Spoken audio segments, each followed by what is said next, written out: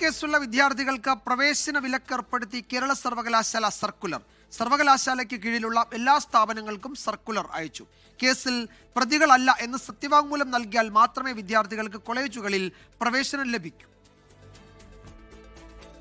കേരള സർവകലാശാലയ്ക്ക് കീഴിലെ കോളേജുകളിൽ പ്രവേശനം നേടണമെങ്കിൽ 4 ചോദ്യങ്ങൾക്ക് മറുപടി നൽകണം.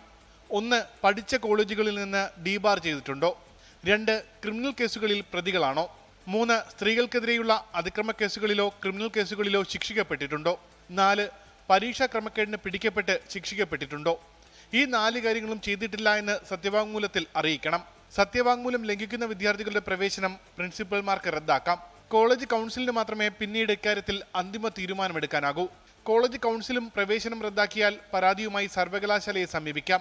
വൈസ് ചാൻസലർ ഡോക്ടർ മോഹനൻ കുന്നുമ്മലിന്റെ അധ്യക്ഷതയിൽ ചേർന്ന സിൻഡിക്കേറ്റ് ഉപസമിതിയാണ് തീരുമാനമെടുത്തത്. എല്ലാ കോളേജുകൾക്കും സർവകലാശാല സർക്കുലർ അയച്ചു. കോടതിയിൽ മറുപടി നൽകാൻ മാത്രമാണ് ഉപസമിതി തീരുമാനമെടുത്തതെന്നായിരുന്നു ഇടത് സിൻഡിക്കേറ്റ് അംഗങ്ങൾ വാദിച്ചിരുന്നത്. എന്നാൽ വൈസ് ചാൻസലർ മോഹനൻ കുന്നുമ്മൽ തീരുമാനം നടപ്പാക്കി സർക്കുലർ അയച്ചതോടെ വിദ്യാർത്ഥി സംഘടനാ പ്രവർത്തകർക്കടക്കം തിരിച്ചടിയായേക്കും. ഉമേഷ് ബാലകൃഷ്ണൻ, 24 തിരുവനന്തപുരം.